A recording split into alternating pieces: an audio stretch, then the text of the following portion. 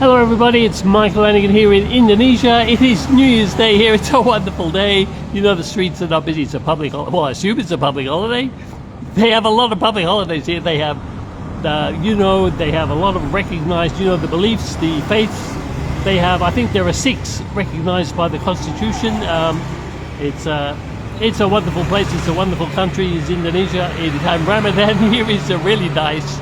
Ramadan is really nice. I really like Indonesia, and I'd like to tell you, it's the 1st of January 2026. My name is Michael Lanigan, so I'd like to tell you about the philosopher Leibniz. So I think his name is Gottfried. I think that's his name, but his surname is certainly Leibniz, and he was a German philosopher. I think he lived around the time of Isaac Newton.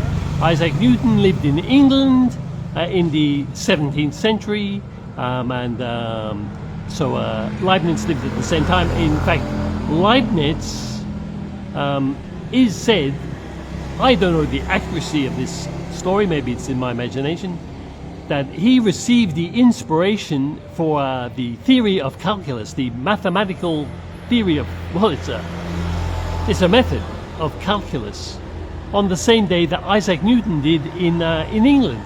So that'll tell you where these ideas come from, where the inspiration comes from. They both got the same idea on the same day. I don't know if it was to the same day, but that's roughly the story. So nevertheless, Mr. Isaac Newton gets the credit because Mr. Isaac Newton was a go-getter. Nobody stood in his way. So Mr. Isaac Newton, more power to him. Isaac Newton also had the famous laws of motion and the theory of gravity and the force of gravity and all that wonderful stuff. So this is Mr. Leibniz. Now, Mr. Leibniz, not only was he a fantastic mathematician, he was a great philosopher, and he really was. He was a very optimistic man and a really, really positive outlook on life. But he said something that we live in the best of all possible worlds, that God, the creator of the universe, he's perfect, so he would have created a perfect world. And according to Mr. Leibniz, we live in the best of all possible worlds. And I'm sure we do. But, so, yeah. There was a Frenchman, at the same time, called Voltaire. So I don't know how to pronounce it. It's the French language. So I was born in England. You'll have to excuse me. So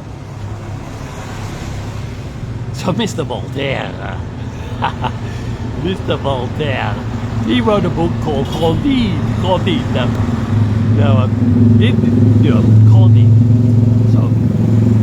I will paraphrase the book Candide to you, not the plot or the incidents, but from my own experience. So, so we live in the best of all possible worlds, So, life is beautiful, so to speak, Mr. Leibniz. So, if I had to live on a rubbish tip, and there are many people who do have to live on a rubbish tip, what were they? Garbage dump, as I don't know what they call it in North America. I don't know. But it's called a rubbish tip in the British English part of the world. So if I were living on a rubbish tip and I had to make my living out of that rubbish tip, like picking up discarded items and go and sell them, or to pick up discarded items of food, to eat them, if I had to live out of rubbish bins, or as the Americans call them, trash cans, get the food in the streets, go around. If I had to live there, I really certainly would feel it was due to my own stupidity that I couldn't see we live in the best of all possible worlds. My misery. You can imagine the misery of living off a rubbish tip. I certainly feel stupid that I wasn't happy. And it's due to my own fault that I'm not happy. Have to be my own fault. We live in the best of all possible worlds. Now, if I had a severe mental illness, such as depression and the misery that goes along with that, or bipolar disorder and the sheer unhappiness that goes along with that, or any other mental illness. I'd certainly feel that it was due to my own silliness that I couldn't see that life is beautiful. You know, if my mother had just died yesterday, I'd certainly feel a bit, out of place with all the happy people. I couldn't see life is bliss. If I were living in a war zone, and there are many around the world, the misery I'd feel, it was my own fault, So,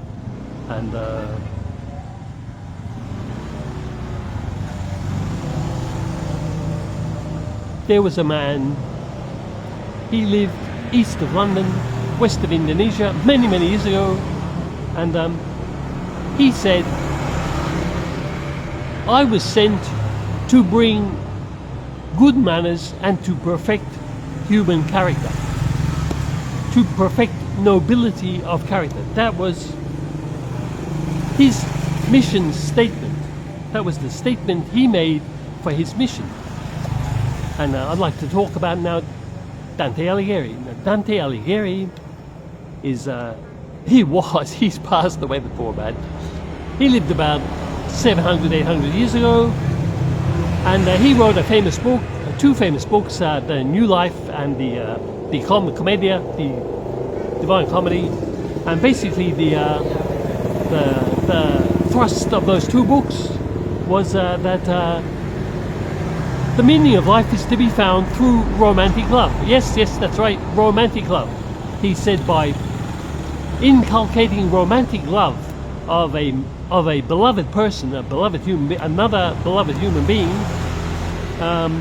we can ascend to the ultimate bliss of love.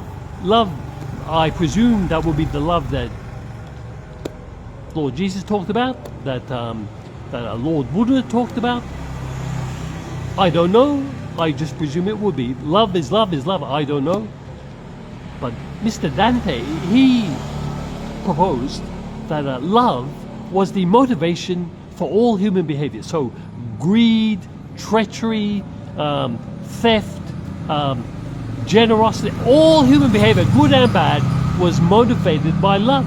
It was either motivated by love expressed outwards or love expressed inwards. So that was his theory. So Mr. Dante, a really nice man, he had a little beloved girl called Beatrice, and she passed away, and he wrote a great book to commemorate her memory. It was called The Divine Comedy, and the culmination of the story was when he meets Beatrice in heaven after his journey through hell.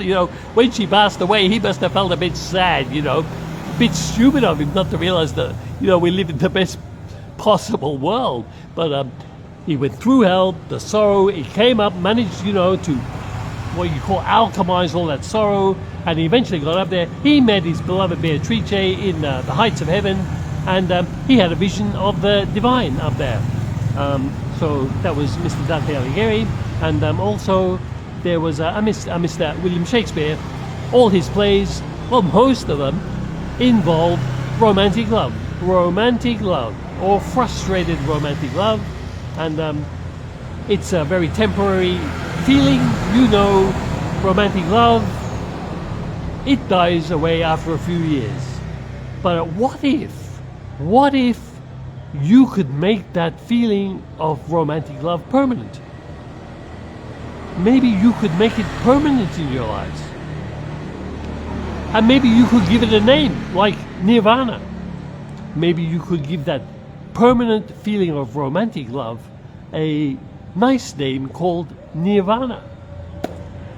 I'm sure many people out there have been in love, and they all know how nice it is, and you all know how easy it is to achieve.